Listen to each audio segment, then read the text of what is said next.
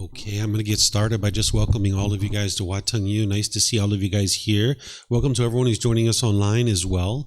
Today is what's called our Pali Canon and English study group, where we study the original words of the Buddha as more like a study group, but I'll explain to you more about what that is later, because we start each class with meditation. So I'm going to guide you in a meditation session first, and then we'll move into the Pali Canon and the English study group. If you'd like to join for meditation, the way that I start this is I start with some chanting to kind of ease the mind into meditation and get more benefit out of the meditation itself. If you'd like to see the chants that I'm using, they're on a laminated sheet over there on the cabinet. You're welcome to help yourself and get a chanting sheet. For anybody who's online, you can find these on our website. If you go to buddhadailywisdom.com and then click on free books, you'll scroll down towards the bottom and you'll see it there. So that's buddhadailywisdom.com. If you look at these chants, you're going to see a lot of appreciation, gratitude, and respect for the Buddha. And it's important to understand that when the Buddha was chanting during his lifetime, he was only using it to help his students to be able to remember the teachings, because everything that he taught was oral. So they needed a way to be able to remember the teachings and commit them to the memory. So every 2 weeks they would come together and they would recite his teachings orally in order to commit them to memory. So this was more of a learning device during the lifetime of the Buddha. There isn't any kind of rite or ritual or ceremony or worship or any kind of prayer as part of the teachings of the Buddha. If you've been exposed to those kinds of things, and even if they're in a Buddhist environment, you can be sure that they're not actually from the Buddha, because he never taught any rites, rituals, ceremonies, or worship, or any kind of prayer, anything like that. So these particular chants, it's important to not see them as anything mystical or magical or a rite or ritual or a ceremony or worship or prayer, because chanting was only used in order to help commit the teachings to memory, because the ability to write things down 2,500 years ago didn't exist in that region of the world. So that's why the Buddha needed to use something to help his students to be able to remember the teachings. And that's where chanting comes from. And as I mentioned, there's a lot of appreciation, gratitude, and respect for the Buddha in these chants. And because of that, I don't think the Buddha actually created these chants himself, because a Buddha wouldn't walk around and say, hey, chant these things to me out of respect to me. But the Buddha, what he did is he actually figured out how to get to enlightenment. What enlightenment is it's a mental state where your mind is completely peaceful, calm, serene, and content with joy. It's a permanent mental state that you'll experience as you're training your mind to be able to move to that particular mental state where the mind no longer experiences any anger, sadness, frustration, irritation, annoyance, guilt, shame, fear, stress, anxiety, loneliness, boredom, shyness, resentment, jealousy. And this is a mental state that the Buddha figured out how to attain through applying certain tools and techniques to his mind. And he figured out how to do this for himself. And then he spent from the age of 35 to 80 sharing with other people how to accomplish the same mental state. So if you learn from a teacher how to get to this enlightened mental state where the mind's completely peaceful, calm, serene, and content with joy, and you no longer experience any of that anger, sadness, or frustration, or any of those other feelings, and this teacher didn't want anything from you or expect anything from you, you might have a lot of appreciation, gratitude, and respect for that person too. So that's why I suspect that these actually came from his students rather than him, because going around and teaching people to chant things to you out of respect for you would be like ego or arrogance. That would be putting yourself above other people. And a Buddha doesn't do that. A Buddha sees themselves as equals, being the same as everybody else. They don't see themselves as being above people or below people. So I can be sure that these didn't actually come from the Buddha himself, but most likely his students. So we're going to use that to ease us into the meditation, get more benefit out of the meditation itself. Once we're in the meditation, I'm going to be providing some guidance to be able to help you understand how to meditate while we're actually meditating. So you'll hear me kind of instructing you and guiding you of how to meditate while we're actually meditating. Then there's going to be a period of time where it's just quiet. We're just all meditating together. Everyone here and everyone at home will just all be meditating all at the same time. Now, I'm sure during that period of time, you're going to hear occasional sounds, because you can't be in an environment where it's permanently quiet. If your mind craved permanent quietness, when you hear a sound, you'll cause your mind to be frustrated or annoyed. That's your own mind that's causing that. This is why you can eliminate these discontent feelings, because it's the mind itself itself that is causing them. So during that period of time, I'm sure you're going to hear perhaps a car go by or a bird chirping or maybe a dog barking or anything like this. Maybe someone might sneeze or cough here. And as long as you understand that that's just impermanence, that's the way the world functions, that you can't be in an environment where it's permanently quiet, you can maintain your peace and your joy during this period of time. So then after that, we're going to come out of the meditation with some more chanting. And that's where I'll start today's class. In terms of your body position for meditation, there's 4 positions that the Buddha taught. He taught seated, lying, standing, and walking, because your body can't permanently be in the same position all the time. This world is full of impermanence. Oftentimes, students are learning in the seated position, so I'm going to give you guys a little bit of guidance on the seated position. But if you'd like to learn these other positions, I teach them at different times in the various courses and retreats that I share. But in terms of your seated position, there's not just one fixed way to sit. So what I'm going to share with you is just kind of some things for you to consider, some kind of guidance, maybe to help you find a more comfortable position than maybe what you're already in. Maybe you're comfortable where you're at as well. So anything that I share with you, you shouldn't take it as like a hard, fast rule or anything like that. The Buddha didn't teach rules and commandments and things of those nature. Instead, what I'm going to share with you is some guidance to help you feel even more comfortable. Because if your body's comfortable, you'll be able to actually train it. Whereas if there's pain in the physical body, it's going to be very challenging to actually train your mind. So the seated position, you could be sitting on the floor in a chair. Maybe if you're at home, you're on a bench or a sofa or a wheelchair, any of these kinds of things. On the floor, if you're sitting on the floor, oftentimes people like to have cushions under their rear. This kind of softens their seat a bit.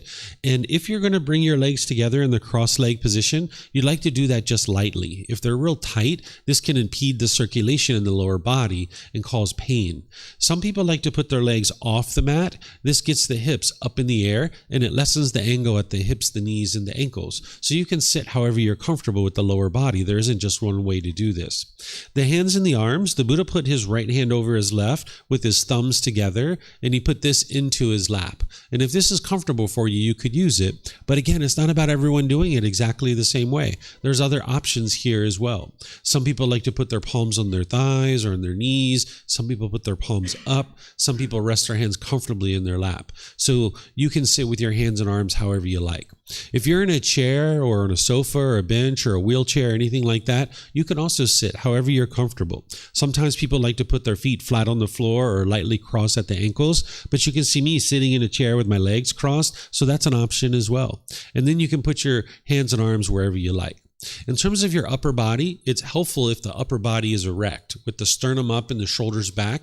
This will help keep the mind attentive and alert during the meditation. Because this is a dedicated, active, purposeful training session where you're eliminating certain unwholesome qualities from the mind and you're cultivating certain wholesome qualities in the mind. So you'd like the mind to be attentive and alert during the meditation. And by having the sternum up and the shoulders back, this will help keep the mind attentive and alert during the meditation. Whereas if you were slouched, the mind would have a tendency to be dull or lethargic. But if you're real rigid, the mind could be overactive or uptight. So you'd like the upper body to be erect with the sternum up and the shoulders back, which not only will make it better for your mind to be attentive and alert, and you'll get more benefit out of the meditation, but it also makes it easy to breathe in through the nose and out through the nose. So again, I'm going to be chanting to ease us into the meditation, which you guys are welcome to join in on, and then I'll come back in with the guidance to help you from there.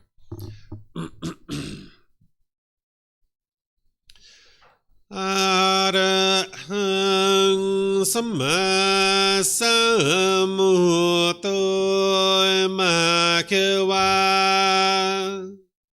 Bhutang Bhagavanang Api Vateyami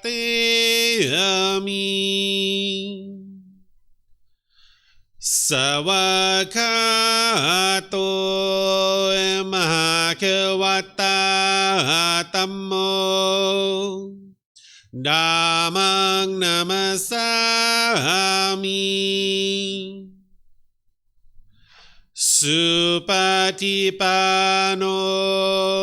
Bhagavato Savaka Sangho Sanghang Namami.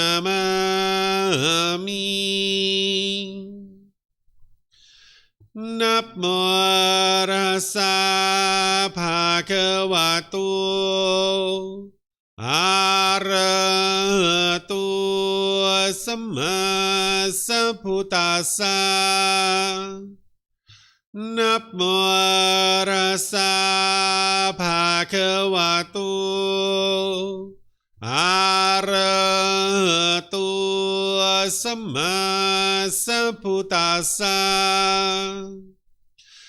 นะโมตัสสะภะคะวะโตอะระหะโตสัมมาสัมพุทธัสสะอิติปิโสมะคะวะอะระหังสัมมาสัมพุทโธวิชาจารณังสัมมุโน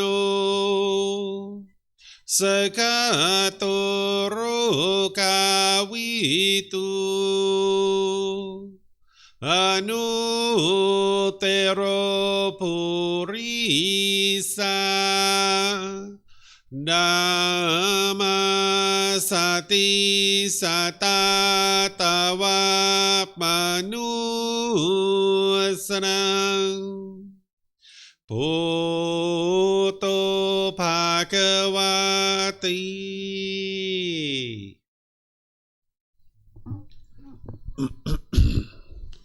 Okay, with the lower body and hands and arms comfortable, and the upper body erect. Just close the eyes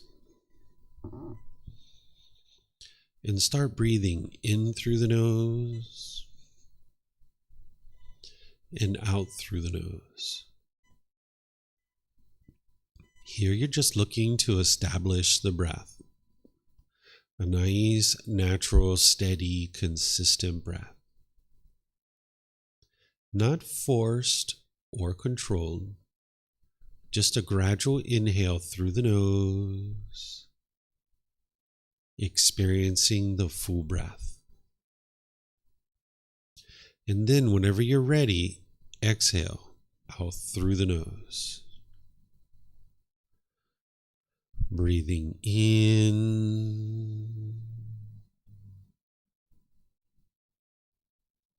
and out. Breathing in and out. Your breath may not match up with the guidance that I'm providing, and that's okay. This is your practice. I'm just here for guidance.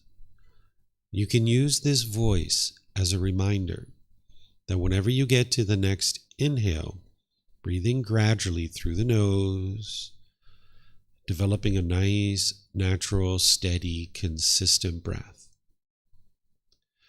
And then whenever you're ready, exhale out through the nose, experiencing the full breath. Breathing in and out.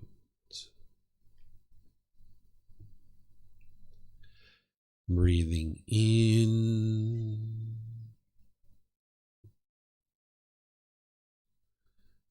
and out.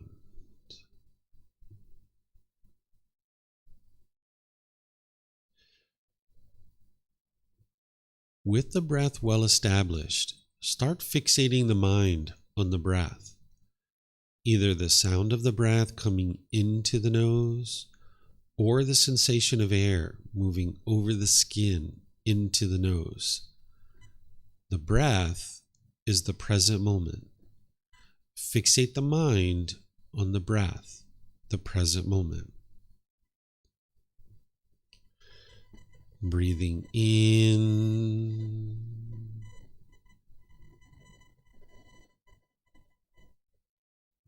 and out.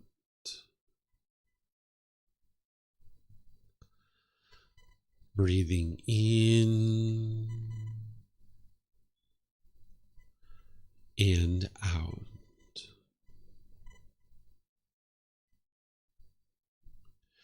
With the mind fixated on the breath, whenever you notice that it moves off the breath, cut that off, let it go, and come back to the breath, the present moment. No need to observe the thought, label it, judge it, analyze it, or even try to figure out where it's coming from. Whenever you notice that the mind is moved off the breath, cut that off, let it go, and come back to the breath, the present moment. Breathing in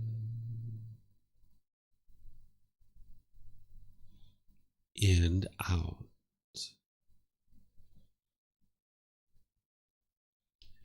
Breathing in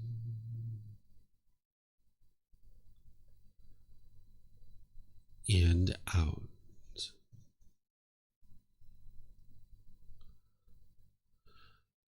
I'm going to be quiet now and let you do this work of focusing on the breath, cutting off and letting go anytime the mind moves off the breath. You have nowhere to go. There's nothing to do. No one needs you right now. This is your time to focus on the breath. Breathing in and out.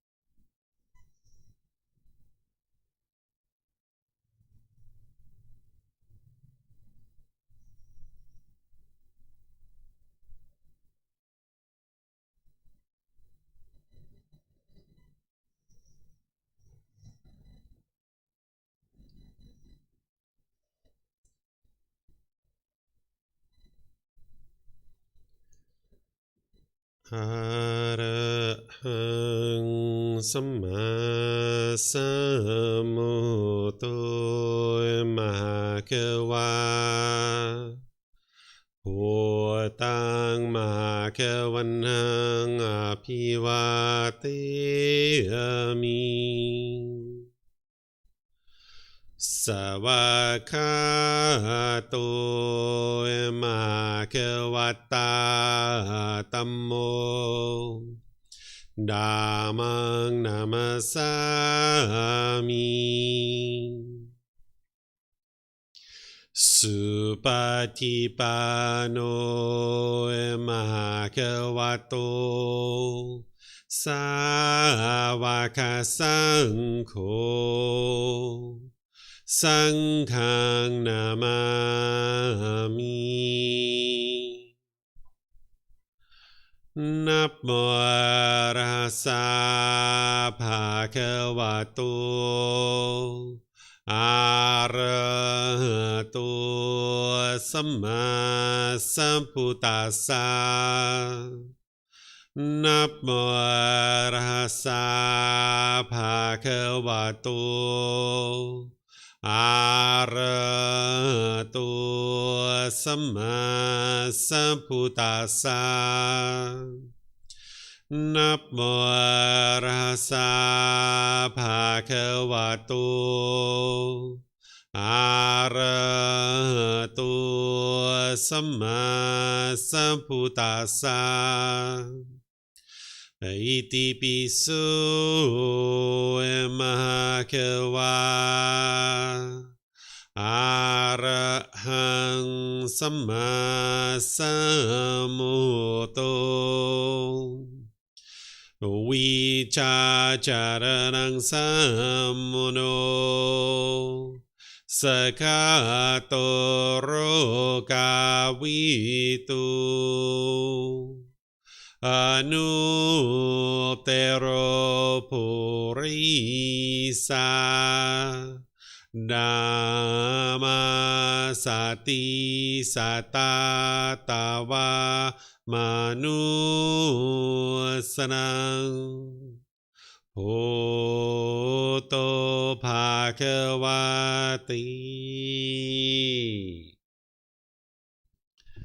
Okay, if you guys would like to slowly make your way out of meditation. Once again, welcome to everyone here at the temple. Nice to see all of you guys this morning. Welcome to everyone who's joining us online as well. This meditation is called breathing mindfulness meditation. This is one of the primary forms of training that the Buddha used in order to move his mind to enlightenment. It's not only meditation that you would need in order to make the way to enlightenment, but you certainly need meditation in order to be able to get to enlightenment. So the Buddha discovered what's causing these feelings like anger, sadness, frustration, irritation, annoyance, guilt, shame, fear, stress, anxiety, loneliness, boredom, shyness, resentment, jealousy. He figured out what is causing these and how to actually eliminate them through training of the mind. Oftentimes people think that what's causing these feelings is something external. You might think your mom or your dad are making you angry, or your brothers and sisters are annoying you, or maybe your coworkers or your boss are frustrating you. But this isn't actually true. This is just a belief, a false perception, a misunderstanding that the mind has in the unenlightened state. It's a certain amount of lack of wisdom that the mind has. What you can see through the teachings of the Buddha, and you can independently verify, is that it's your own mind that's causing these feelings. It's craving, desire, attachment. It's longing, it's yearning. The mind's wanting things to be a certain way. We call this clinging, or wants, or expectations, or craving, desire, attachment. The mind is longing, yearning for something. And if it gets what it wants, it gets pleasant feelings. When the mind gets, what you want, you'll get happy or excited or elated or thrill or euphoria. But when you don't get what you want, you'll get angry or frustrated or sad or some other painful feeling that the mind might experience, like stress or anxiety or guilt and shame and fear, loneliness, boredom, things like this. So this particular meditation of breathing mindfulness meditation, it's training your mind to let go. Because what the mind's doing is it's holding on. It's wanting things to be a certain way. It's expecting things to be a certain way.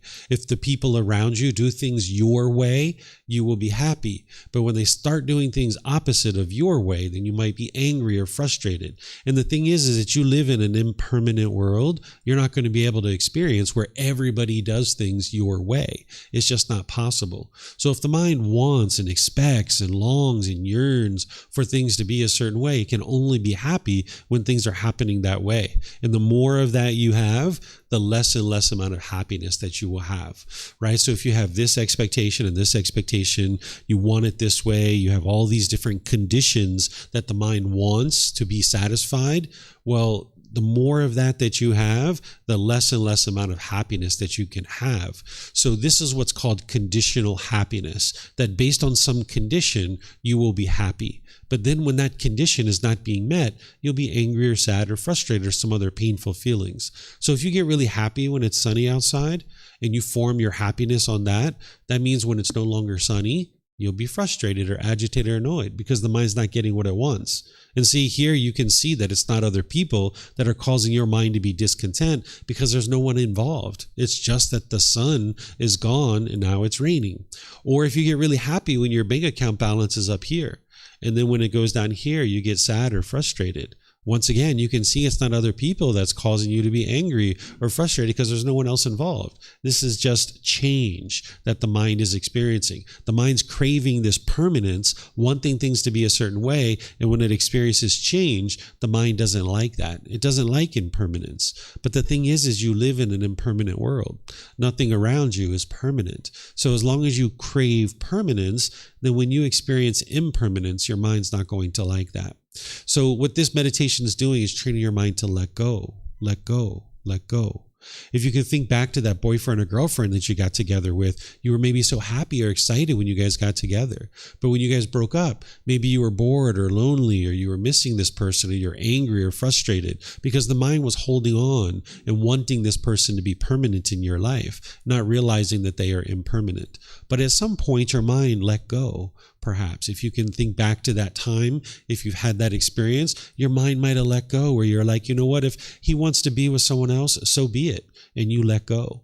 Or if she wants to move to a different part of the world, so be it. And your mind let go. And that's where your peace came back. And that's where your joy came back. But the mind doesn't know how to let go in the unenlightened state. It's holding on because of this craving, desire, attachment. So this breathing mindfulness meditation, the goal isn't to eliminate your thoughts. Sometimes people think that's the case. So if you had thoughts during meditation, this is quite normal. The goal is to notice your thoughts sooner and sooner and let them go easier and easier. Even an enlightened being will have thoughts during their meditation, but they notice it right away and they cut it off and let it go. And then there's this stillness and this quietness in between those thoughts, where an unenlightened being will experience a bombardment of thoughts, lots and lots and lots and lots of thoughts, or they'll have a thought, they'll indulge in that thought, they'll follow it for a period of time. Maybe 2 or 3 minutes down the road, you're like, oh yeah, that's right, I'm meditating. Let me bring my mind back. So if you experienced a lot of thoughts or you followed a thought for a period of time, this is normal when you're first starting to train your mind. But more and more, you can get control and discipline of your mind, where when you notice a thought, you can let it go. And that's the way you train in meditation, that you let go of anything and anything that's coming up. But in your day-to-day life, you only let go of the unwholesome thoughts. If you have a wholesome thought where you're like, oh, I'd like to take my friends out to lunch today, or I'd like to call my mom and check in on her and see how she's doing. No need to cut that off in your day-to-day life. If that was happening in meditation, because you're exercising the mind and training your mind, you'd like to cut that off. But in your day-to-day life, you only need to cut off the unwholesome thoughts. If you're thinking about punching your boss in the face, you got to cut that off, right? Because that's going to cause harm to your boss, and now it's going to cause harm to you. You'll probably be out of a job and not having a paycheck and being able to support yourself, right? So you like to only cut off the unwholesome thoughts that are happening in your day-to-day life. And the Buddha teaches you about these unwholesome thoughts. So this is called breathing mindfulness meditation. It's a primary form of training that the Buddha used in addition to other things, because it addresses the primary problem that's causing these discontent feelings, which is the craving, the desire, the attachment, the longing, the yearning. But as I mentioned, you wouldn't be able to just meditate your way to enlightenment. You need much more than meditation. This enlightened mental state is where the mind's completely peaceful, calm, serene, and content with joy. It no longer experiences any of those discontent feelings like anger, sadness, frustration, and others. Your mind will be focused. You'll have concentration. You'll have clarity and deep memory because the mind's performing optimally because you've uprooted the pollutions out of the mind, and now the mind can perform optimally. When you have pollutions in your mind, which the Buddha discovered these 10 individual pollutions, you'll be hindered from focusing and having concentration or clarity or deep memory. What you'll notice when you completely purify your mind of these pollutions, that your personal and professional relationships will be really blossoming. You'll notice that you don't have this bitterness and harshness and hostility in your life anymore because you've eradicated that from your mind. So your relationships will all be harmonious. But this is coming through training your mind. It's not through changing other people. Sometimes people think the way to get to harmonious relationships is to change other people, but you actually need to train your own mind so that you can be more loving and kind, so that all that bitterness and harshness that's being put out in certain situations, you're not doing that any longer. So that way, as you're putting out more and more love and kindness, that's what will come back to you. And by the time you get to enlightenment, you won't even have a bad mood anymore. It's physically impossible for an enlightened being to have a bad mood because the causes and conditions that produce that have been uprooted and eliminated from the mind. So there's meditation that you need, but there's a whole lot of other teachings as well. And that's why we have different programs here to be able to help students to understand what it takes to move to this enlightened mental state. And the best place for students to start is in one of our foundational programs, which on Sunday and Wednesday, we have our foundational program. It's called the Group Learning Program, where each Sunday I go chapter by chapter in this first book, helping students to understand the foundational teachings. And we also have courses like 5-day courses and stuff like that that will help you to understand the foundational teachings that you need. And we just restarted this program from the very beginning. So if you came, you'd be starting right from the beginning of the program. We just restarted it a couple of Sundays ago. And this book, you can actually get it for free. You can download it from our website for free. You can take it and go print it if you like. You can get printed versions here by just reimbursing us for the printing cost, or you can get it on Amazon if you'd like to get it on Amazon. So you can acquire these books, and then you can gradually start learning in the first book and in any of our other foundational programs. This particular program on Saturday is one that people tend to move into after they've actually already been studying the foundational teachings. And I know many of you guys, maybe this is your first time here, or you haven't really deeply studied the foundational teachings, and that's okay. You're still going to learn plenty today, but just understand this isn't where somebody starts. Because in these other programs, the way that I teach is I teach in a more traditional fashion where I'm teaching for like 15, 20, 30 minutes, opening up for questions. I teach for another 15, 20, 30 minutes, open up for questions. And in this way, you can gradually build your understanding of the teachings of the Buddha. And you're not believing his teachings. You're learning them, you're reflecting on them to independently verify them, and you're practicing them. There is no belief in the teachings of the Buddha. So you're examining and investigating his teachings. You're reflecting on them to independently verify if they're true or they're false. And then you're practicing his teachings, integrating the tools and techniques into your day-to-day life in order to actually train your mind. So those other programs are ideal for somebody to be able to do that. In this particular program, it's called our Pali Canon and English Study Group. What we do is we study the other 12 volumes of the book series. So the first in all the foundational programs is the volume 1. But then we have volumes 2 through 13 that we study in this particular program. And we do it more as a study group versus a traditional style of learning. So what I'm going to do here in a moment is invite anybody here at the temple or anyone who's joining us online through Zoom to be able to read one of these chapters. This is a particular chapter in our book series. After somebody reads a chapter, then I will share some teachings on that. Then I'm going to open up to any questions that you guys might have. Then I will move on from there in order to go to the next chapter. What we have here is we have the original words of the Buddha, which are his original teachings. And this is actually kind of rare. You might think that that's kind of strange, that it's kind of rare for somebody to study the original words of the Buddha. But in the world of Buddhist teachings, oftentimes people are learning in the oral tradition. They're just learning whatever somebody teaches them. But you can't actually get to enlightenment purely through the oral tradition. You're going to need to go back to the original words of the Buddha and get the true teachings of the Buddha to be able to understand what he taught.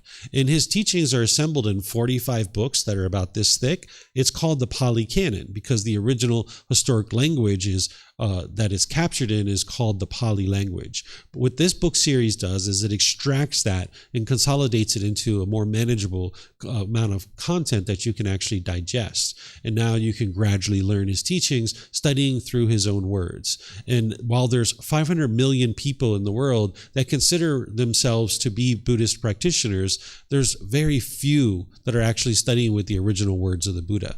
But in order to get to enlightenment, you would need to actually study the original words of the Buddha. So whether it's a foundational program or this program, everything I do is based on the original words of the Buddha so that you can understand what those are, and then I make it available to you at no cost. This particular book that we're starting with, it's actually volume 11 of our book series, and it's titled The Realms of Existence. This isn't where somebody will typically start their journey to enlightenment. That's why it's volume 11. This is where the Buddha is teaching you about the 5 realms of hell, the animal realm, the afflicted spirits, the human realm, and the heavenly realm.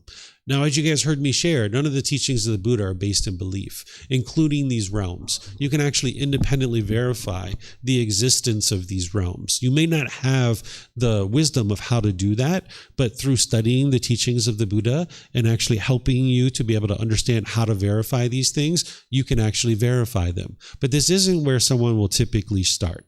The Buddha never uses the teachings of the 5 realms of existence to be able to guilt, shame, or fear somebody into using or learning his teachings. He's actually teaching you this because this is the way the world is. He explains to you how the world is. He's not teaching you the way the world should be, and that if everybody follows rules and commandments, the world will become a peaceful place. He's not teaching you about a bunch of beliefs. He's actually teaching you the way the world is. And understanding that the world has these 5 realms is very helpful to you, because as you're training your mind and you're eliminating this pollution out of the mind, there's the potential that you could see some of these beings. You've seen human beings, you know what they're like. You've seen animals, you know what they're like. Those beings have form. They have physical form. But these beings in the hell realm, the afflicted spirit realm, which are like ghosts, and then the heavenly realm, these are formless beings. They don't have physical form, but some people can actually see these beings. And as you're removing more and more pollution out of your mind, you might have that experience. And if you didn't know that's the way the world is, and this is true reality, it could really shake you up. So the Buddha is teaching you about this true reality so that if you see any of these beings, you're like, yeah, of course, that's normal. Some beings have physical form, some beings don't. That is impermanence. If every single being had physical form, then that would be permanence. And we know that this world is impermanent. So there isn't a situation where all living beings or all beings have physical form. There's some beings that don't have physical form, but you might actually start seeing these beings and you might think you're going crazy if you didn't understand this is the way the world is. And then also, as you're training your mind and you're getting rid of this pollution, some people actually have communication with these beings, that you can actually hear these beings talking. And somebody might actually think that they're going crazy. Some people are diagnosed with things like schizophrenia and things like this. But if you understand that this is quite normal, you can get to the point where you're not shaken up by this. That just like you're at a table in a restaurant and maybe a few tables over, someone's talking kind of loud and you can ignore that conversation and you can focus on your conversation, you can train your mind to do the same thing with these beings from the hell realm, the afflicted spirits realm, and the heavenly realm, that you might hear their voices, but you just ignore it and you don't pay attention to it. Or you could pay attention to it and see what they're talking about. It's really up to you. So the Buddha teaches these 5 realms because it is the way the world is. The Buddha is not teaching you the way the world should be. He's teaching you the way the world is. And by understanding the way the world is, now your mind can understand that world and navigate that world peacefully. Where when you're don't understand the world you live in, you'll struggle and you'll have difficulties. That's why when we didn't understand the natural law of gravity growing up as a child, we struggled. We had difficulties. We fell down. We hurt ourselves. We were frustrated and angry and annoyed. We broke our toys. But slowly but surely, as we gained wisdom of the world that we lived in, we started becoming more peaceful. We can walk down the street without falling. We're stopped being so giddy and bouncing around all the time. We learned to tie our shoes tighter, and we can climb ladders and ride bicycles and all these kinds of things because we understand the natural law of gravity. We awoke to that wisdom. Well, there's other natural laws that are affecting us. And when you live in a world that you don't understand, you will struggle and have difficulties. And that's what the anger and the stress and the anxiety and the frustrations and all that is it the mind lacking wisdom and not understanding the world that it lives in. And when you awaken to this wisdom more and more, you'll be able to navigate the world more peacefully. So this is volume 11 for a reason, because usually people aren't going to start here with understanding the 5 realms of existence. They're going to start with other more foundational teachings. And that's why if you haven't studied the words of the Buddha before and you haven't studied his teachings deeply and you're not training your mind actively, that's why I recommend to you that you start with some of these other programs, because this isn't where someone would typically start. But nonetheless, you'll be able to learn a bit here and be exposed to some of the teachings of the Buddha by understanding what we have here. So if somebody here would like to volunteer to read, or someone online through Zoom, all you need to do here is to get a microphone, press the gray button, and then you'll see the lights come on, and you just hold the microphone up to your chin, and we'll be able to hear you here at the temple, and they'll be able to hear you online as well. If you speak here without a microphone, they won't be able to hear you online.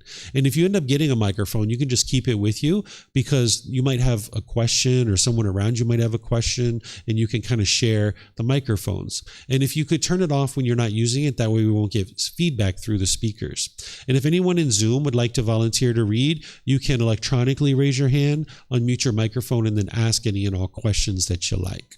And then when we get to the question period, it's the same thing. If you guys could use the microphone here, and then anybody online, you can put your questions into Facebook, YouTube, or Zoom in the comments section, and I'll be able to see that. And then if you're in Zoom, you can also raise your hand electronically, unmute your microphone, and then ask any questions that way as well.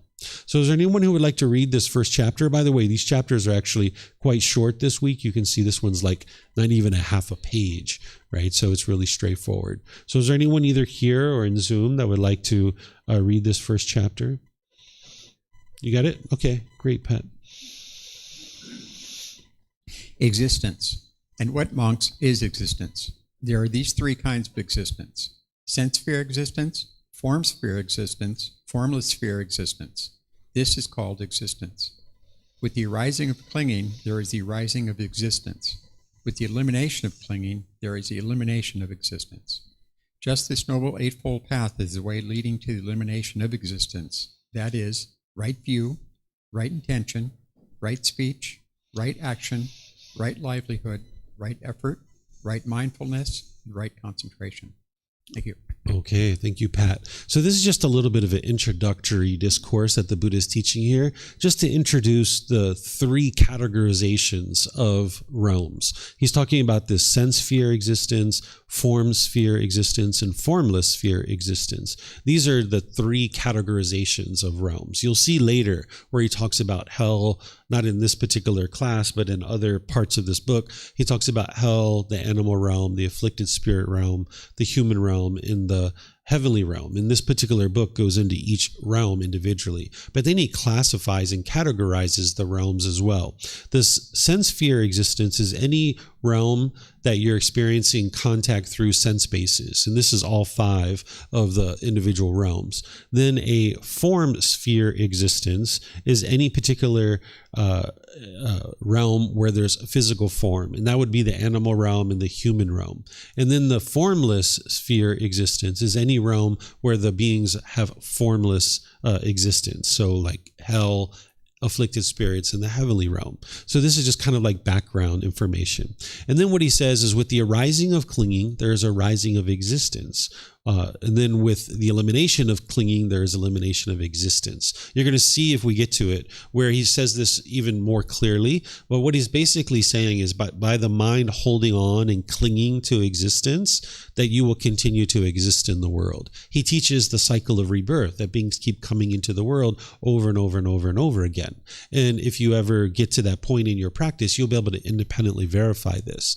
Right now, you might believe that you only have one existence, but the only reason why you're believing that is because you haven't necessarily independently verified that there's multiple existences, or you can't remember your past lives. But as you grow and develop on this path, as you're lifting more and more pollution out of the mind, you might observe your past lives. And having done so, you'll know through that and multiple other ways that the cycle of rebirth is actually true. It's real. In this book, volume 11, chapter 105, I put 17 different criteria to help you independently verify the cycle of rebirth. So the Buddha teaches you, and you ultimately can independently verify by the time you get to this point, perhaps, is that craving and clinging, the mind holding on, is what's causing the mind to keep coming back over and over. It's kind of like your mind holding on to a thought. You can see this in that level.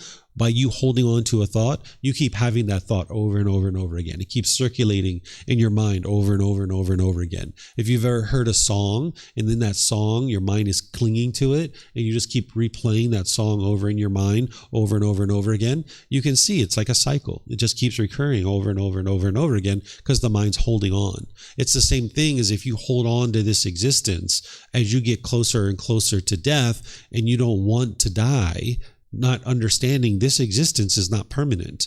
You will die. Every single one of us are going to die at some point. But if you're holding on to this existence, then you will keep coming back over and over and over again because your mind hasn't let go. You're not comfortable with death. The mind is experiencing a lot of painful feelings as it's getting closer and closer to death because the mind is holding on to this existence, wanting this existence to be permanent when in reality it is impermanent. Right? So you can get to the point where you understand that this existence is impermanent and no need to hold on to it, that as you're getting closer and closer to death, you don't need to fear it. And then as your mind is eliminating this clinging and craving for permanence, you'll see your mind's becoming more and more peaceful and more joyful. And the Buddha says the way to accomplish that elimination of clinging so that you no longer can experience this continuous rebirth over and over and over again is the Noble Eightfold Path. This is the way leading to the elimination of craving and clinging, which is going to lead to the elimination of existence, where you don't have to keep coming back over and over and over and over and over again. The Eightfold Path is a core central teaching of the Buddha that this is where people will typically start. And that's why in this group learning program that I'm teaching on Sundays, I'm right now teaching a 3-part series of the Eightfold Path. Tomorrow, I'm going to be teaching right speech, right action, and right livelihood. And then on Monday, which is actually a different course, I'm going to be teaching the entire Eightfold Path from the very beginning, from right view all the way through to right concentration. So there's a course next week, Monday through Friday, called Experiencing the Jhanas and the 4 Stages of Enlightenment. And we're going to start that course with going through the Eightfold Path in detail so that students will understand what this core central teaching is. So this is a teaching that once you understand what each one of these things are, this is your life practice. This is what you're developing day to day to be able to train your mind and experience more and more improvement to the condition of your mind in your life. And as you're training in that, you'll actually see the improvement because you know in situations where you're typically angry or frustrated or agitated or annoyed, and where you see that you've been training your mind with the Buddha's teachings and you're in those same situations and your mind's not frustrated or agitated or annoyed any longer, you'll know that it's these teachings that are leading to that improvement. So gradually, slowly but surely, you'll be able to see that these teachings are actually working, where you get to a point where you have confidence in these teachings and you have confidence in your ability to get to enlightenment, that there won't be any doubt in your mind whatsoever because you'll see the transformation gradually occurring in your mind. So does anybody have any questions on this little introductory chapter? Remember, you can put that into Facebook, YouTube, or Zoom, or you can raise your hand in Zoom and ask any questions that you like. Okay, I don't see any questions anywhere. This is kind of a short chapter. Okay, so let's go to the next one. By the way, what you have here in these books is you have the words of the Buddha. You have a reference which takes you back to the original source teachings in the Pali Canon. So if you take that reference and put it into like Google, for example, it'll take you back to the original so that you can see that this is indeed from that. Then you've got words from me, which is going to help you to be able to further understand and kind of clarify these teachings and how to integrating them into your day-to-day life. Because if you haven't studied the totality of the teachings of the Buddha, you wouldn't necessarily know one teaching versus the other, because sometimes they're interconnected. So it really helps to have a dedicated practitioner and teacher to guide you on the path. You're doing the work to learn and grow and develop, but you're going to need some guidance along the way. So these words are here to kind of guide you in how to implement this into your day-to-day life. So this is where I'm explaining, what are these three realms, these categorizations anyway. I'm explaining those. I'm explaining some of the other aspects of teachings that relate to that particular teaching, helping you to understand this afterlife and that the Buddha didn't teach an afterlife once you get to enlightenment and die, what happens next. So anyway, you'll have those in the books. So this is chapter 2. Is there someone here or online that would like to read this one? Rachel? Sure. So one of the things that the mind has in the unenlightened state is shyness, because it doesn't want to be other people to appear a certain way. You kind of want to appear to others in a certain way, so it can be a little bit shy. So one of the ways to solve that is to actually put the mind in the situation that it doesn't want to be in. So by actually reading, this actually helps you to eliminate that craving and clinging and wanting to be perceived by others in a certain way. The production of renewed existence, first discourse. Venerable Sir, it is said, existence, existence. In what way, Venerable Sir, is there existence? If, Ananda, there were no Gama ripening in the sensory realm, would sense-sphere existence be discerned? No, Venerable Sir. Thus, Ananda, for beings hindered by ignorance, unknowing of true reality, and fettered by craving, Gama is the field, consciousness the seed, and craving the moisture for their consciousness to be established in an inferior realm. In this way, there is the production of renewed existence in the future. If, Ananda, there were no Gama ripening in the form realm, would form sphere existence be discerned? No, Venerable Sir. Thus, Ananda, for being hindered by ignorance, unknowing of true reality, and fettered by craving, Gama is the field, consciousness the seed, and craving the moisture for their consciousness to be established in a middling realm. In this way, there is a production of renewed existence in the future. If, Ananda, there were no Gama ripening in the formless realm, would formless sphere existence be discerned? No, Venerable Sir. Thus, Ananda, for being hindered by ignorance and craving, Gama is the field, consciousness the seed, and craving the moisture for their consciousness to be established in a superior realm. In this way, there is the production of renewed existence in the future. It is in this way, Ananda, that there is existence. Okay, thank you, Rachel. So this individual, Ananda, was one of the closest students of the Buddha. He's thought to either be the Buddha's brother-in-law or cousin or something like this. His family were ordaining with him and learning with him. So here, what we've got is we've got a discourse where the Buddha is kind of talking about some different things that you would need to have knowledge of from other parts of his teachings. So first, let's talk about this Gama. What Gama is its cause and effect, or action and result. It's the results of your decision.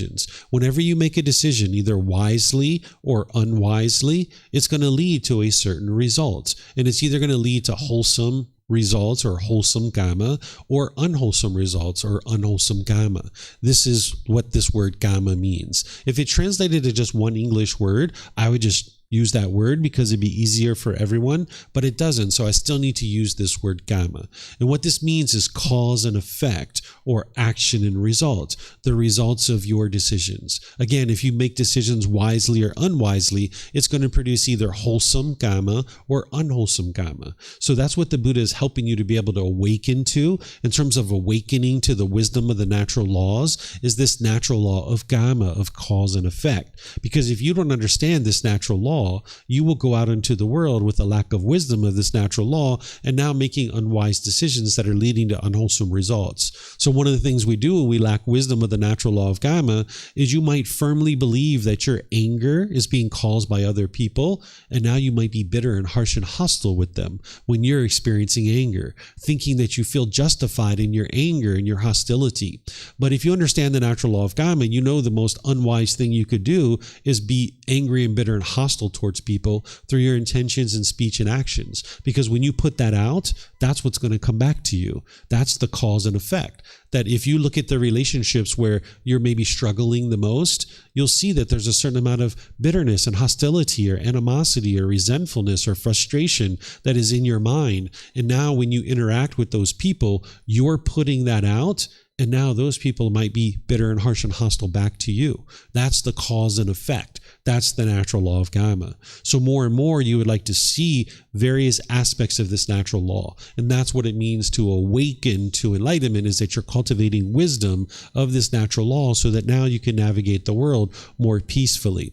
So the Buddha is saying, if there were no karma ripening, meaning there was no karma that was coming back to you in the sensory realm, would sense fear existence be discerned? What he's saying is that if you didn't have any unwholesome karma to be experienced in this particular realm, would you continue to experience existence in that realm? And what his students are saying is, no, there wouldn't be any existence in that particular realm. And the Buddha's, of course, saying, thus, Ananda, for beings hindered by ignorance, meaning their lack of wisdom of this natural law, or this unknowing of true reality, and fettered by craving. Fettered means like being held down by this craving, this desire, attachment. He's saying karma is the field, kind of like a field where you would grow plants, like a farm. He's saying consciousness is the seed.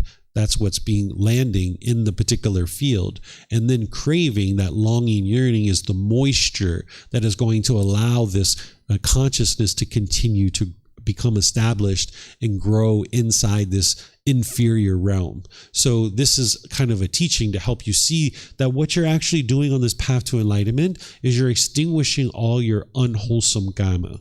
If you extinguish all your unwholesome karma by practicing the teachings and training your mind and making wise decisions, there's no unwholesome karma for you to experience anywhere. So there's not going to be any rebirth. So that's what the Eightfold Path in that previous discourse is helping you to be able to do. That if you lack wisdom of that Eightfold Path, you won't know how to extinguish all your unwholesome karma, because you've made unwise decisions in the past. And those unwholesome results are going to be coming back to you. And if in the present moment you don't understand the Eightfold Path and you continue to make unwise decisions, you're just producing new karma that is going to be unwholesome. And you're now going to have to deal with this in the future, either in this life or some future life. So what you're doing is you're extinguishing your unwholesome karma by training your mind to awaken to these natural laws, so that as this unwholesome karma is coming back to you, it's almost like you can bury it and you can eliminate it. I'll give you a real life example to help you understand this. So if somebody lied on their tax forms, maybe 3 years ago, to their government, they were reporting their income and they lied on this tax form, that's an unwise decision. And it's going to produce unwholesome results, because the government's going to find this lie. And now 3 years later, you get a notice in the mail that says you owe us $3,000, $1,000 for the original amount, $1,000 interest, and $1,000 penalty. This is old, unwholesome karma that is coming back to you. This is the results of your decisions of having lied 3 years ago. Well, now in the present moment, if you didn't know these teachings, you might be like, let me just rip up this letter and throw it away. Right? You might try to run and hide from this. Or you might call up the government or write them a letter, yell and holler at them, be bitter and harsh and hostile to them. And now you're producing new, unwholesome karma. Right? And you're going to need to deal with that in the future, because you haven't extinguished this. But if you understand these teachings and that your goal is to extinguish these unwholesome results that are coming back to you, you know that that's the last thing you'd be interested in doing. So when this letter comes back to you, it's like, I would like to extinguish this. Let me call up the government. Let me write them a letter or something like this. And now you talk to them very politely, very kindly, very friendly, and say, hey, I apologize for this. there was an oversight on my part. I'd really like to make amends on this and kind of solve this issue. But I don't have $3,000. I'm so sorry. And they're like, oh, okay. Well, you're being so polite and kind. You know what? Just pay us $1,000. We'll take off the penalty. We'll take off the interest. And you're like, I'd really like to take care of that, but I don't even have $1,000. I'm so sorry. And they're like, oh, well, how about we work out a payment plan? You can pay us little by little over the coming months. And you're like, oh, sweet. That'll work out nice. So now you've just extinguished this, right? Through being polite and kind and friendly and respectful, taking responsibility for this error that happened, or maybe an intentional lie from 3 years ago. Now you can actually extinguish this unwholesome karma. And this is what's going to allow your mind to get to the point where eventually, when you've made a series of wise decisions over multiple years, you will only experience wholesome karma. For somebody who's gotten to enlightenment, they only experience wholesome karma. This is why one of the reasons why their mind is so peaceful and joyful, because they're not experiencing this harm and this frustration and bitterness and hostility. And even if people are that way with them occasionally, they're completely peaceful and joyful in that situation because their mind's emotions aren't attached to what other people are doing. Whereas if you have craving, desire, attachment in your mind, and somebody else is being bitter or harsh or hostile, you might be angry or frustrated yourself because now you're craving or desiring or wanting or expecting everybody to be polite, kind, friendly, respectful to you. Where you live in an impermanent world, it's not going to be that way. Some people are going to be polite, kind, friendly, and respectful. Some people are going to be impolite, unkind, unfriendly, and disrespectful. And that's normal. But by the time you get to enlightenment, that won't affect your mind. You can still maintain your peace and your joy, even if other people are choosing to be bitter and harsh and hostile. And what you choose to do, whether you continue to stay in that conversation or move on, is a choice for you to make. But nonetheless, your mind will be completely peaceful and joyful during that period of time. So the Buddha is helping you to be able to see for each one of these realms that if you don't have any karma, then you're not going to experience new existence. So that's why it's important to extinguish all your unwholesome karma that's coming back to you, so that by the time you get to the end of this life, potentially well before the end of this life, you will not have any unwholesome karma coming back to you. That, let's just say in your 20s or 30s or 40s or whatever age it is, even in your 60s, 70s, 80s, what have you, if you've extinguished your unwholesome karma, then you won't be experiencing any kind of harm coming back to you because you've extinguished that. And there won't be any renewed existence because there's not any karma for you to experience in that future life. So the Buddha is just walking you through each individual realm, or at least categorization of the realms, and he's explaining it to you the same exact thing in each one. So let me know what questions you guys have here. Remember, you can put that into Facebook, YouTube, or Zoom. You can also use the microphones here at the temple if you would like to ask a question, or in Zoom, you can electronically raise your hand and ask any and all questions that you like. So does anybody here have a question, or anybody online? If you could get a microphone, that would be really helpful, because then the people online will be able to hear you. I'm sorry, I can't hear you, and the people online won't be able to hear you if you don't have a microphone. You just press the gray button on the microphone, and you're going to see the lights come on, and then just hold that up to your chin, and we'll be able to hear you.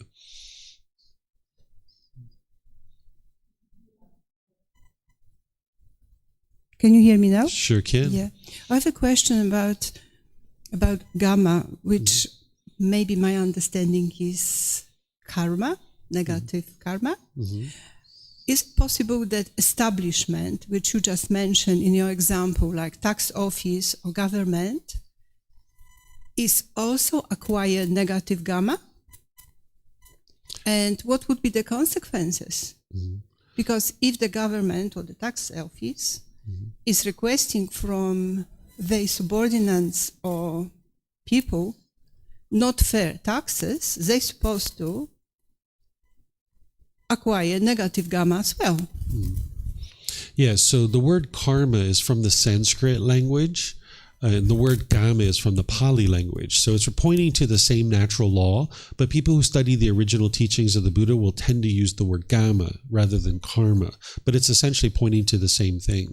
So this natural law is cause and effect, or action and results. It's the results of our decisions. And we're going to experience the results of those things. So in an example of a tax office, there's a certain process that the people have gone through in order to establish that tax code, right? There's certain elections that take place. There's representatives in a government. Now this government produces a tax code, and now there's a certain agreement that all these people living in a certain population have agreed that this is what our taxes are going to be, because there's been elections, there's been legislatures that have been representing those people, and now these people have agreed to that. So now when people are being assessed a particular tax amount, this is something that theoretically, in the way that we've created our society, that people have agreed to based on the process that has occurred. So if they're asking for taxes and they're following that particular tax code that has been agreed upon, there isn't any unwholesome karma just from that by itself. Now, if they do it in a bitter and harsh and hostile way, that's where they're producing unwholesome karma. Or if they're being corrupt, or if they're scheming, if they're not truly following the actual established tax code, that's producing unwholesome karma. So there are ways for those individuals to produce unwholesome karma, but just purely by asking for taxes to be paid, that by itself isn't producing any unwholesome karma. You're welcome. Okay, let me see if we have any questions online here. All right, I don't see any other questions. So let's go to the next one. This is chapter 3, which I think is actually very similar to the previous one. So let me see. Yeah, this is very similar. So we can move on from that one. So let's see if we can find some other ones. Here's one, chapter 4. Would somebody like to read this one? Sure. Oh, it looks like the gentleman online also was volunteering. Let me see. Yeah, let's see if this gentleman would like to read. Then we'll get you on the next one, Joe.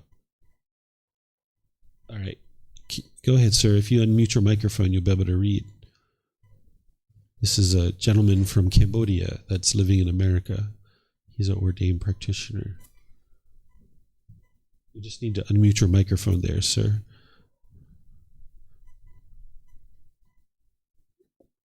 Hello, David. Yes. You hear me? Yes, I can. I have one question about karma. What if I just think without doing or to speak? Can it use result? For example, I think that, I want to hit you, for example. You are a bad teacher, but I just think in my heart, I didn't say to you, I didn't hit you. Still a bad karma, and can it produce the result? Yes, whenever there's intention, speech, or actions, then there's going to be a particular karma associated with that. So that's why, as part of the Eightfold Path, there's right intention, right speech, and right action. So just the fact that somebody is thinking in hateful ways about another person, this is actually part of one's own karma, because an individual can't have hatred in their mind unless there's craving, desire, attachment, unless there's anger, hatred, and ill will, unless there's ignorance or the unknowing of true reality. These are called the 3 poisons, or the 3 unwholesome roots, or the 3 fires. So an individual who's fully purified their mind, they won't think hateful thoughts about somebody else. So just the fact that hate is rising up in an individual's mind, that is part of your unwholesome karma from having chosen not to eliminate craving, anger, and ignorance. So once the mind's fully purified, you won't have hateful thoughts towards others. So oftentimes people think that hatred is coming from other people, but hatred is coming from your own mind. If you have certain expectations or certain wants in your mind, if people meet those expectations, you will like them. But then if people aren't meeting your wants and your expectations, you will dislike them, or you will have hatred towards them. But that's coming from one's own mind, and you can purify the mind of that. So when that hatred is coming up in the mind, that is your unwholesome karma. Now, whether you act upon that or not, like through speech, and in your example, you're saying this individual isn't acting upon that, then they're not producing any new unwholesome karma because they're not acting upon it with speech and actions. If they just maintain it within their own mind and work to extinguish it and cut it off and let it go, that's actually working in a wise direction to eradicate this hatred out of the mind. So in that situation, they're experiencing some unwholesome karma, but they can extinguish it by choosing not to act upon it with speech and actions, and then cut it off and let it go out of the mind. And that's what you would ultimately like to do as part of your journey to enlightenment. And is there the possibility to irritate those negative thoughts? Yes, you can eliminate those negative thoughts by purifying the mind of all the 10 fetters, which we refer to in the high level as the 3 poisons or 3 unwholesome roots of craving, anger, and ignorance.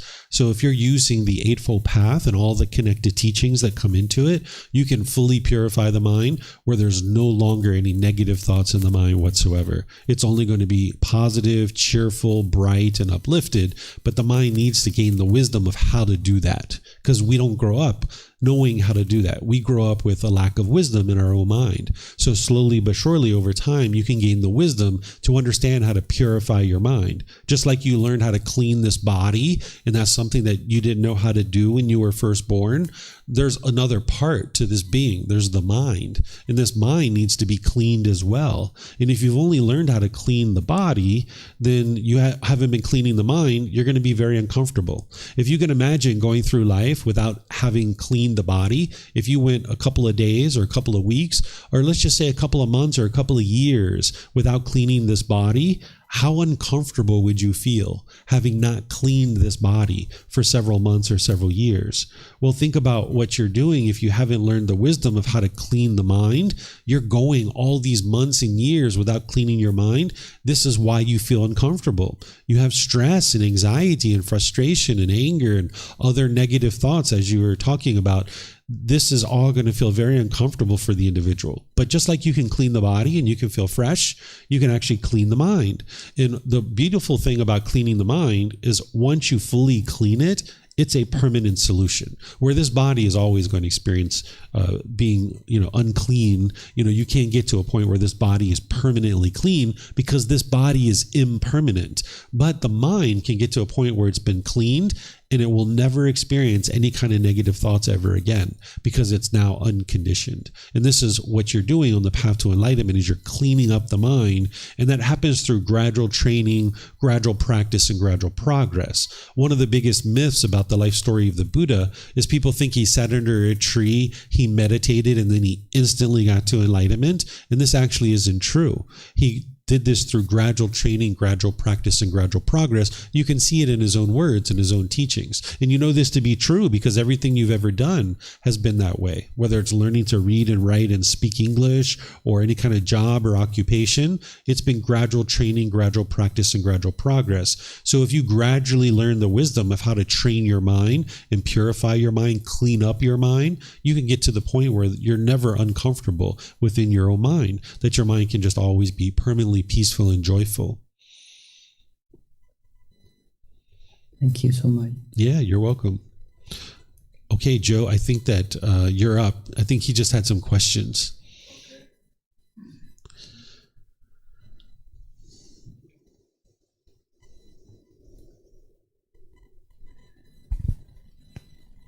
All right, the conduit to existence. Venerable Sir, it is said the conduit to existence, the conduit to existence. What, Venerable Sir, is the conduit to existence? And what is the elimination of the conduit to existence? Radha, the craving, desire, excitement, lust, exchangement, and clinging, mental standpoints, adherences, and underlying tendencies regarding form. This is called the conduit to existence. Their elimination is the elimination of the conduit to existence. The craving, desire, excitement, lust, engagement, and clinging, mental standpoints, adherences, and underlying tendencies regarding feeling. This is called the conduit to existence.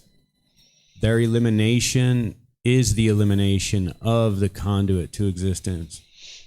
The craving, desire, excitement, lust, engagement, and clinging, mental standpoints, adherences, and underlying tendencies regarding perception.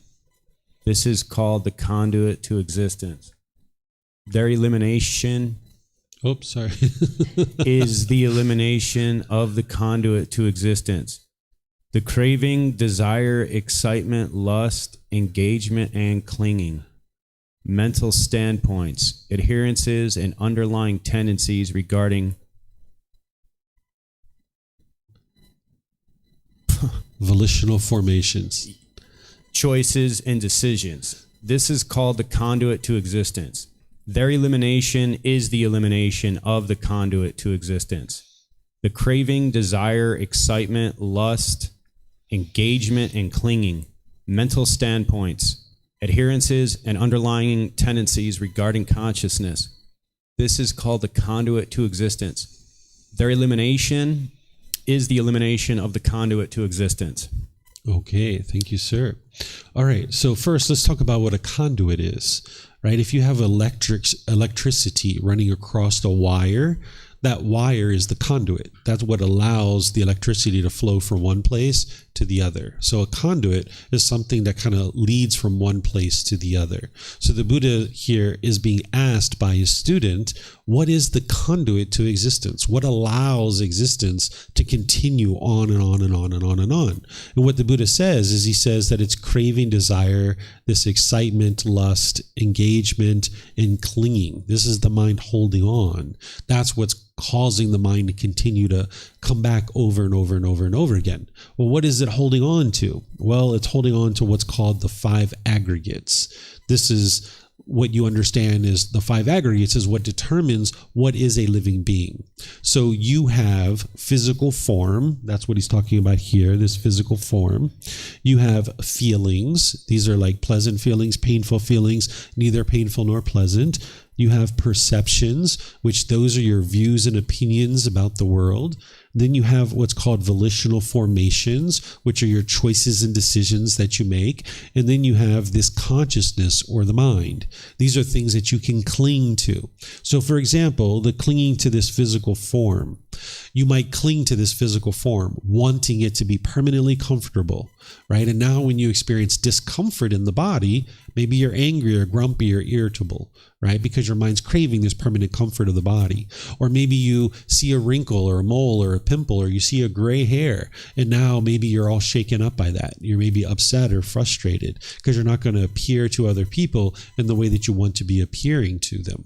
So this is the mind craving and clinging to this physical form, wanting it to be permanent. Maybe craving permanent youthfulness or permanent to look in a certain appearance, right? So the mind can cling to this physical form. And as long as you're clinging to this physical form, there's going to be discontentedness. There's going to be anger and frustration and sadness and all these other things because your mind can't get this body to be permanently a certain way. But also, that's going to lead to renewed existence. That's what the Buddha is explaining here. In other teachings, he explains how it leads to discontentedness, but here he's explaining how it leads to renewed existence.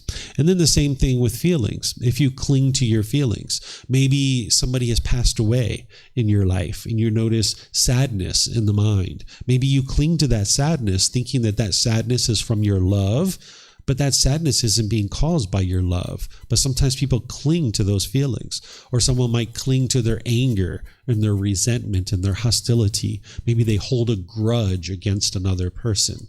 This is the mind clinging to a feeling. Then there's certain perceptions that the mind can cling to. Perceptions are your views and opinions, maybe certain political views or other opinions that you have about the world. You might cling to these, and then maybe you want everybody to agree with you. So now when you're in a social situation and someone disagrees with your view or opinion, you might argue and you might fight and advocate and try to convince other people to agree to your political views or to the way that you view the world. And this is just going to produce discontentedness in your mind, just like clinging to anything else will, but it's also going to produce renewed existence because you're holding on to this certain view or opinion. If you have a certain view or opinion about the world, you don't have to convince other people of that view or opinion, but that's oftentimes what the mind does, is it goes out into the world and it wants everybody to agree with me. And when people agree with me, you feel happy. And when they don't agree with you, you feel angry or sad or frustrated, or you might be bitter and harsh and hostile and trying to argue with them to agree with you. But you're just going to be in fights over and over and over again because you're never going to get everybody to agree with you in this world. It's just not going to happen. So why even try? If you have views and opinions about the world, you can just maintain your views and opinions and just understand that that's what your thoughts are. You don't have to go out and convince other people because you live in an impermanent world. You will never get to a point where everybody agrees with you. It's just not possible. So the Buddha teaches you that that's going to lead to discontentedness if you cling to your views and opinions, but also it's going to lead to renewed existence, coming back into the world over and over and over again. Same thing as the mind can cling to your volitional formations, which are your choices and decisions. Maybe you have an idea that you would like to travel to Australia, and now you are planning this trip 6 months in advance, and you're really excited to go to this trip to Australia. But now as you get closer and closer to the date that you're supposed to leave, maybe something financially has happened and you can't afford to go to Australia anymore.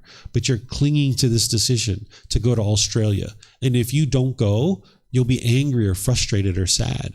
But if you do go, you're going to be in further financial debt, right? So if the mind's able to let go and not cling to its decision and realize, hey, it's unwise for me to go. Hey, I'm going to lose $200 on my flight that I paid to go to Australia, but at least I'm not going to spend another $5,000 or $10,000, which I can't afford right now. Perhaps somebody can't afford that. So if you cling to your decision, you'll have difficulties of letting that go and just say, you know what, I'm not going to go because the mind's clinging to this decision. Or even if you have the financial ability to go to Australia and you're completely fine financially, but maybe you show up to the airport and now your flight is delayed or it's canceled. If you're clinging to this decision to go to Australia, you'll be frustrated or agitated or annoyed when that flight is delayed or it's canceled because the mind's clinging to a volitional formation, which is a choice or decision. And then there's the consciousness itself. The mind can cling to its self-identity. You might have a certain self-identity in your mind, like I am American, or I am a Brit, or I am Chinese, or I am Spanish, or I am Canadian, or any kind of I am around your culture, your ethnicity, your sexual orientation, your job or occupation. The mind can cling to these kinds of things, thinking that this is who you are as a person. And now if somebody says, all Americans are lovely and kind and warm and gentle, or all Chinese people are lovely and kind and warm, or any identity that you have in your mind, you might feel really great about that because they're talking about me. But then it's only a matter of time before somebody says something degrading and disparaging about the place where you were born. And now if you cling to that identity in your mind, you will be frustrated and agitated or annoyed when they're talking in degrading and disparaging ways. So the Buddha teaches you not to cling to these things because they cause discontentedness, but they also cause rebirth. This is why an individual keeps coming back into the world over and over and over again. So do you guys have any questions on this particular chapter? This is chapter 4 of volume 11, the conduit to existence, helping you to be able to see that it's craving, desire, attachment, clinging, this longing, yearning that's allowing the mind to keep coming back over and over and over again. It's the condition that is producing renewed existence. So it looks like Terrence has a question. I cannot. It looks like the mic's not on. I can hear you here, but I can't hear you through the speakers. How is it now? There you go. Okay, good. I can't remember which clinging it was, David, but it was the one where you talked about if you have political beliefs or whatever. Mm-hmm. And as some of us know, there's some pretty unpleasant things, my opinion, happening in the U.S. right now. I recently got into an unpleasant interchange with a very good friend who lives in America, who has views on those things that are 180 degrees different than mine. And I wonder, I sometimes think I need to let that all go. My opinion, as you said, is not going to, it's going to be different than other people. It's always going to be that way. But I really struggle sometimes with thinking, how much should I be attached to these things and want to resist some things that I think are wrong? And how much should I just let it go? The letting go is where the peace and the joy is. Being attached to these things, that's where you're going to get the anger and the frustration and the arguments. And then over time, it'll actually damage relationships because when you have that craving and clinging to your perceptions, now the mind is going to want to convince other people of those. And then when someone disagrees, the mind's going to want to advocate and convince other people. So now this clinging within the mind produces unskillful speech and actions. And now those unskillful speech and actions are going to damage relationships. So by choosing to let go, it doesn't mean that you change your views and opinions. You can maintain your views and opinions, but by not clinging to them and holding on to them and attempting to convince other people of what those are, and that your mind is wanting them to have those same views and opinions, you can just understand impermanence, that other people are going to have different views and opinions, and that's okay. That's their view and opinion. If someone asks you for your view or opinion, or they're interested in your view and opinion, hey, they're asking for it, they're requesting it, so now you share it.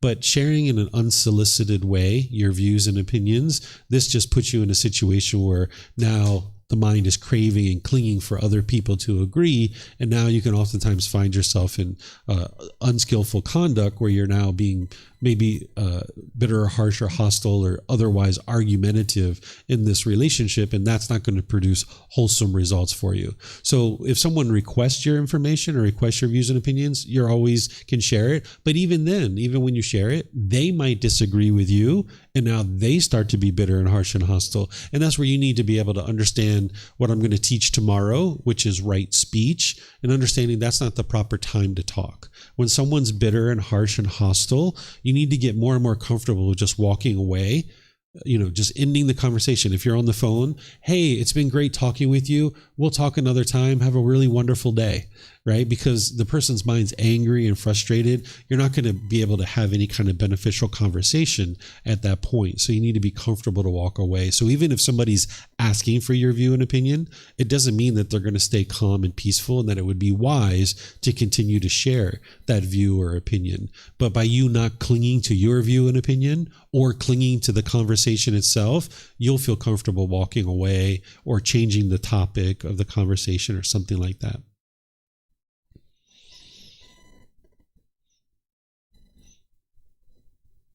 It just takes a second to turn on.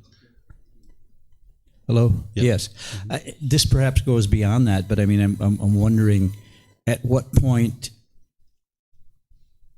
some of the things I see happening in my country right now, my personal views are they're very wrong. Mm-hmm. They're very unkind. They're very hurtful to people. And I know that's just my view and there's opposing views on it. But at what point, if you think real damage is being done, do you resist or do you just accept? And that's maybe going beyond this thing about perception. But well, you don't have to accept anything that anybody else is saying or doing. There's only one thing that you have to do in the world, and that's die. Every single one of us have to die. Other than that, everything's optional. So if somebody was trying to convince you to do something specific, it's up to you to decide whether or not you're going to do that. But what other people are choosing to do, you can't change that. It's those people that are choosing to do that. If they're open to your ideas and your advice, you can easily share that with them. But what's going on a political level for an entire country, you're probably not in a position to change that yourself, right? There's people who definitely go out and protest. That's a way to kind of have your voice be heard. But people need to be really careful with protesting, because if there's like damage and destruction and people are being hindered from moving about their day-to-day life, if they're like blocking traffic, this is causing harm in the world. So there's a way to politically protest what is going on a political level in order to have your voice heard. And one of the best ways to implement something like this is to do so where there's some wisdom, right? Because the whole reason why unwise things happen in the world is because of lack of wisdom. And if there's a certain population of people that have a different type of wisdom, and they would like other people to be able to understand that wisdom, as part of protesting, there would need to be some kind of educational component to it to allow these other individuals to be able to learn from that. Whereas if we just go out with picket signs and we destroy property or we inconvenience people, maybe there's an ambulance on the way to the hospital, but now we've blocked the road and they can't actually get to the hospital. And now this person's going to die in the back of the ambulance because of this. This is all harmful activity. So the teachings of the Buddha aren't that you're passive and that you just accept what everybody's doing around you. What the teachings of the Buddha are is that you understand that you going out into the world and trying to convince other people to do things your way is just going to lead to your discontentedness and this unskillful conduct. So you can get to a point where you're completely confident in the opinions and views that you have. You don't feel this urge, this craving to go convince other people of those. But if people are interested in your views and opinions, you'll surely share those. And if someone would like to get involved in the political process to be able to influence improvement in the way that we make decisions politically, they're able to do that in a polite, kind, friendly, respectful way without craving, desire, attachment. You don't see too many examples of that nowadays because people aren't necessarily understanding how to do that. But it can be done for somebody who would like to do that. So you don't have to just sit back and be subjected to the things around you. And that might be one of the reasons why you chose to live here in Thailand instead of living there, right? You were like, hey, I'm not interested in this kind of environment anymore. I would like to live over here now. And this place seems to be, more in line with your thinking and the way that you like to conduct your life. And that was a choice that you made. But the people that are there are choosing to live there, right? And that's their choice. And you can't change that process and those people experiencing those things because it's their decisions that they're experiencing the results of, not your decisions. You're making the decisions for your life. Mm-hmm. Yep. Okay, let me see if we have any other questions. Yes, Omar. Oh, Omar's gone. Omar had a question about tomorrow. Yes, we have questions. We have class tomorrow at the same time. Okay, so I'm not seeing any other questions anywhere. So what I'm going to do today is just in class here. In the evenings at 9 p.m., we actually go through 10 chapters when we study the Pali Canon English study group, because we don't do meditation and things like that. So we study all 10 chapters. But here in the morning at the temple, we just go for however long that we go to, up to about 10:30 or 10:45. So it's basically 10:45. So I'm just going to kind of end class here by thanking all of you guys for joining. Thank you for your interest in learning the teachings of the Buddha, whether you're online or here at the temple. If you'd like to learn more, there's classes on Sundays and Wednesdays that are great for people just starting. And there's also courses Monday through Friday. You'll be able to see these on our bulletin board over there. There's a calendar. You can also see it on our website. You can see all the events that we have. And there's other places where people could just get started. Starting with this first book would be the best place to get started. And then learning in our foundational classes and courses and retreats is a good place to start. So if you've kind of popped into this class not really knowing, now you kind of know, and you can find a place that is more suited for where you are in your learning. But if you'd like to come back to this class next week, we're going to be in chapters 11 through 20. That's where we're going to be studying. Tomorrow in the group learning program, I'm going to be teaching the moral conduct section of the Eightfold Path. This is right speech, right action, and right livelihood, helping you to understand how to not cause harm through the way that you interact with people, through your speech, your actions, and your livelihood. And then next week on Monday, I'm going to be starting that course of experiencing the jhanas and the 4 stages of enlightenment. And it's 9 a.m. to 3 p.m., that course, Monday through Friday next week. So again, thank you all for joining. Whatever you choose to do today, have a very wonderful and lovely rest of your day. We'll see you next time. Sawadee krap. Sawadee krap.